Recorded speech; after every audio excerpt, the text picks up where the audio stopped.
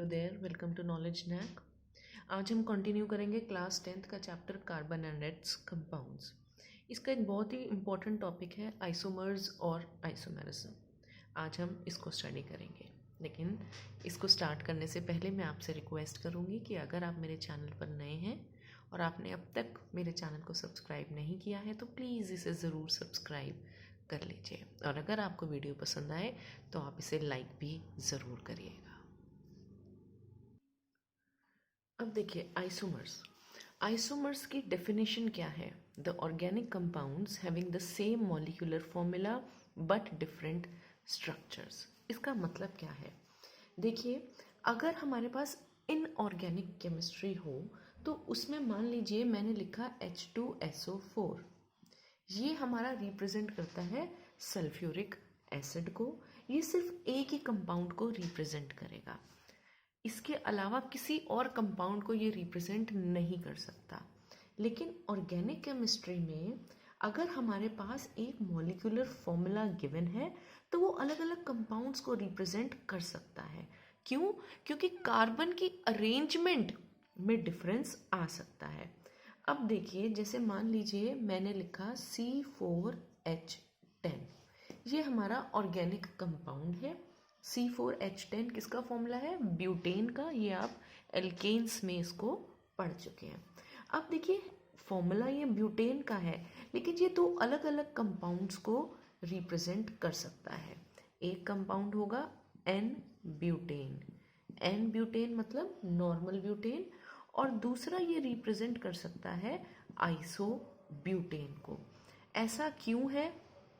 क्योंकि C4H10 में हमारे पास 4 कार्बन एटम्स हैं, और इन 4 कार्बन एटम्स को हम अलग अलग स्ट्रक्चर्स में, अलग अलग फॉर्म में अरेंज कर सकते हैं, अलग अलग चेन्स में अरेंज कर सकते हैं। इसी वजह से, अरेंजमेंट की डिफरेंस की वजह से हमारे पास अलग अलग नाम सामने आते हैं।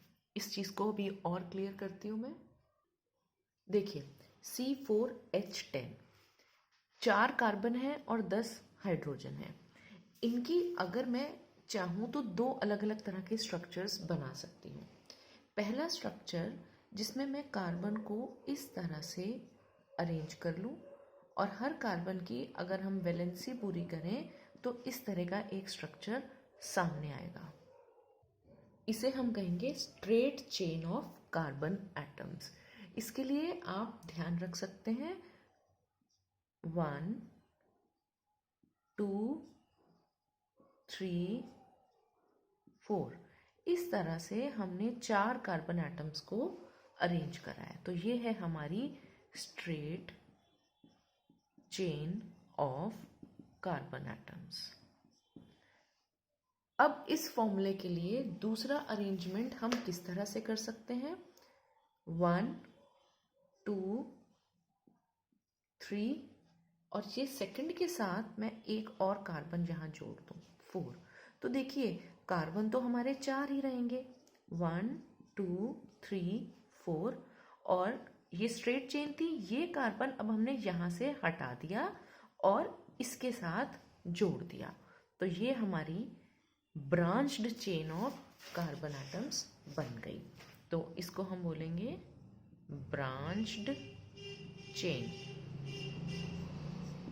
तो इसमें अगर हम वैलेंसी पूरी करें कार्बन की तो इस तरह से कंप्लीट करेंगे। ये अब आप करना जानते हैं, हर कार्बन के साथ 4 लाइंस हमें ड्रॉ करनी है। तो देखिए, इसमें भी कार्बन 4 है, इसमें भी कार्बन 4 है। अगर आप इसके साथ हाइड्रोजन अटैच करेंगे वो 10 ही आएंगे, और इसमें भी 10 ही आएंगे। अब इस स्ट्रक्चर में और इस स्ट्रक्चर में डिफरेंस आ गया, क्योंकि कार्बन का अरेंजमेंट अलग हो गया। तो इसी वजह से ये अलग अलग कंपाउंड्स को रिप्रेजेंट करेंगे। तो इन दोनों का मॉलिक्यूलर फॉर्मूला सेम है, C4H10 ही है, लेकिन दोनों का स्ट्रक्चर डिफरेंट है। इसीलिए जो ये दो कंपाउंड्स बनेंगे इनको हम कहेंगे आइसोमर्स। अभी आगे और डिटेल में मैं आपको समझा देती हूँ। अगर हमें ब्यूटेन के आइसोमर्स ड्रॉ करने के लिए आए तो हम किस तरह से करेंगे? सबसे पहला आइसोमर होगा इसका नॉर्मल ब्यूटेन। जो अभी मैंने आपको स्ट्रक्चर बताया उसको अब हम कंप्लीट करके ड्रॉ करेंगे।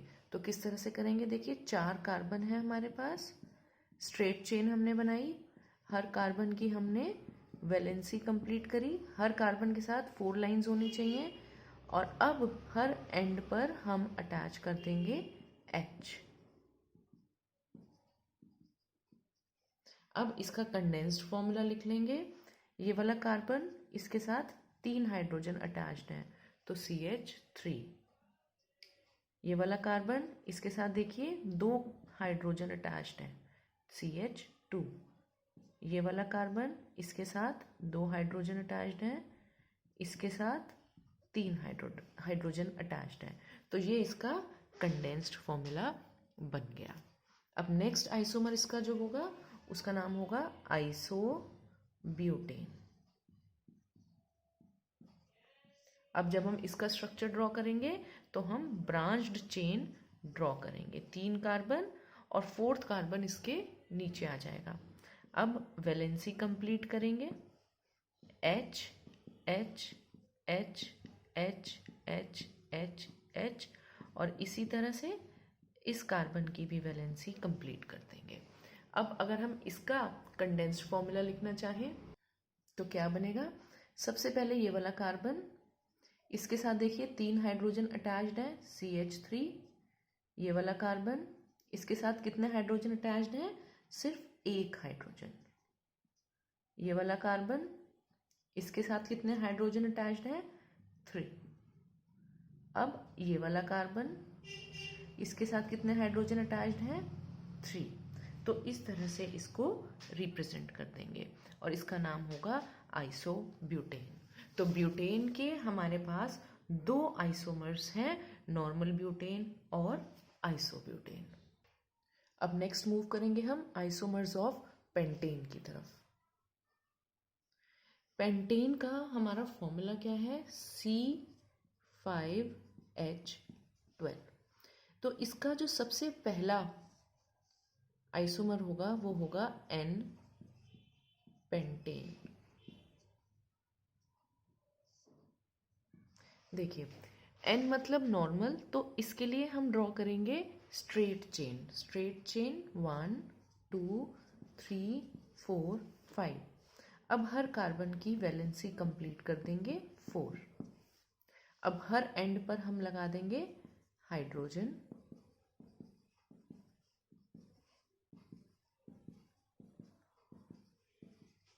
अब इसको कंडेंस करके लिख देंगे। ये वाला कार्बन, इसके साथ अटैच्ड है 3 हाइड्रोजन।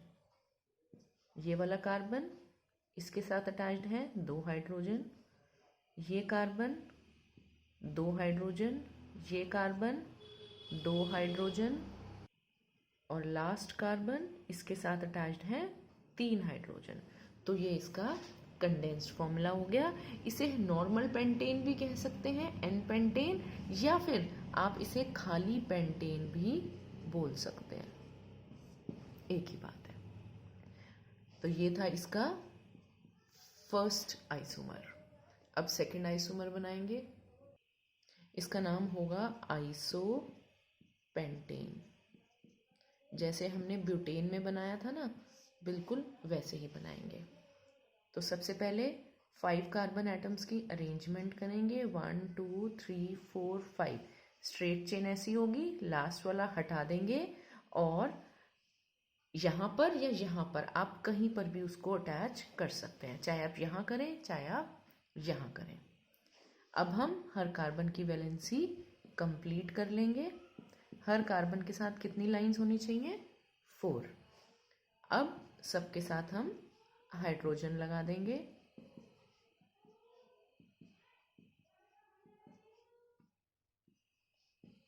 अब हम इसको कंडेंस्ड फॉर्म में लिख देंगे।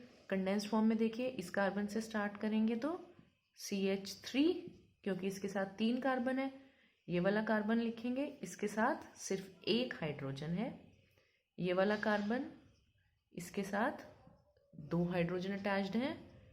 ये वाला कार्बन और इसके साथ 3 हाइड्रोजन है, और बचा ये वाला कार्बन, इसके साथ 3 हाइड्रोजन अटैच्ड है। तो ये बन गया आपका आइसोपेंटेन।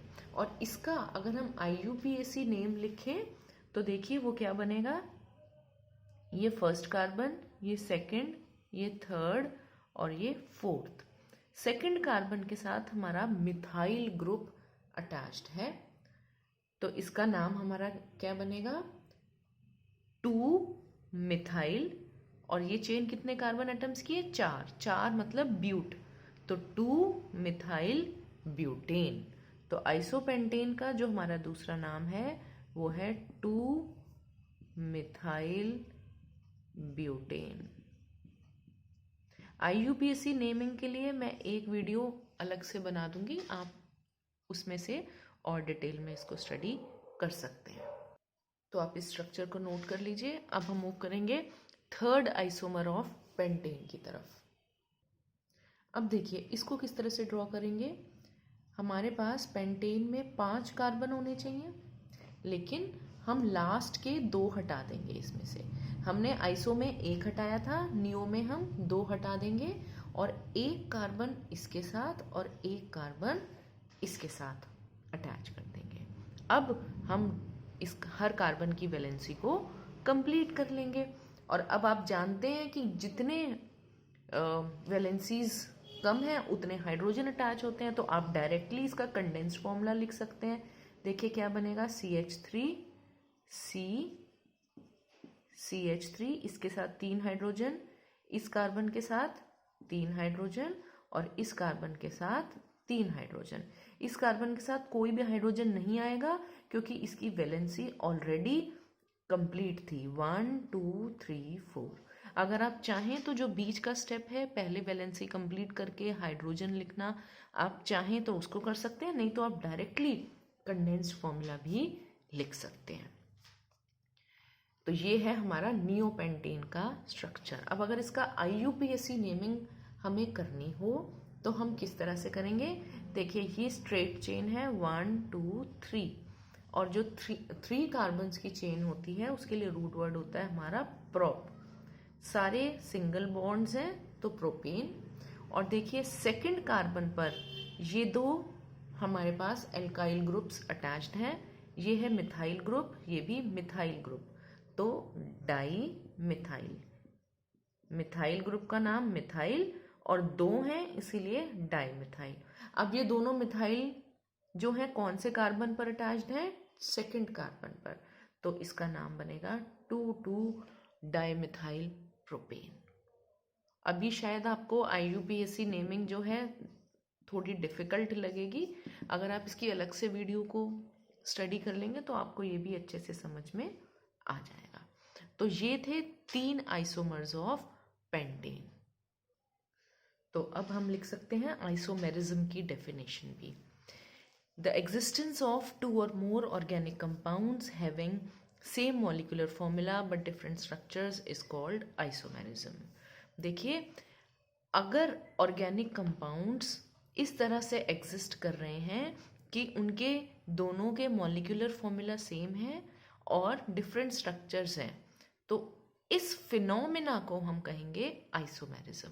आइसोमर्स आपके कंपाउंड्स की 2 अलग अलग फॉर्म्स हैं और आइसोमेरिज्म ये फिनोमेना है। तो ये डेफिनेशन इम्पॉर्टेंट है, एग्जामिनेशन पॉइंट ऑफ व्यू से आप इसको नोट कर सकते हैं। अब आइसोमेरिज्म की एक कंडीशन भी है जिसके ऊपर कई बार क्वेश्चन आ जाता है। कंडीशन ये है कि isomerism is possible only with hydrocarbons having 4 or more carbon atoms, यानी कि जिन हाइड्रोकार्बन्स में 4 या 4 से ज़्यादा कार्बन एटम्स होंगे सिर्फ उसी में आइसोमेरिज्म एग्जिस्ट कर सकता है। मतलब मीथेन, इथेन और प्रोपेन में आइसोमेरिज्म एग्जिस्ट नहीं करता। मीथेन, इथेन और प्रोपेन में आइसोमेरिज्म एग्जिस्ट नहीं करेगा। ब्यूटेन एंड ऑनवर्ड्स वो एग्जिस्ट करेगा, ब्यूटेन, पेंटेन, हेक्सेन, हेप्टेन सब में एग्जिस्ट करेगा, सिर्फ इन 3 में नहीं करेगा क्योंकि इसमें 1 कार्बन एटम है, इथेन में 2 हैं, प्रोपेन में 3 हैं, और 3 कार्बन एटम के हम अलग अलग स्ट्रक्चर्स नहीं बना सकते। तो यहाँ कंप्लीट हो गया हमारा आइसोमेरिज्म का टॉपिक। होपफुली आपको ये अच्छे से समझ में आ गया है। मुझे बहुत अच्छा लगेगा अगर आप अपने व्यूज़ नीचे कमेंट सेक्शन में लिखकर मुझे बताएं। और लास्ट में मैं आपसे फिर से वही सेम रिक्वेस्ट करूँगी कि आप मेरे चैनल को ज़्यादा से ज़्यादा सब्सक्राइब कीजिए, लाइक कीजिए और अपने फ्रेंड्स के साथ शेयर भी ज़रूर कीजिए। Thank you so very much.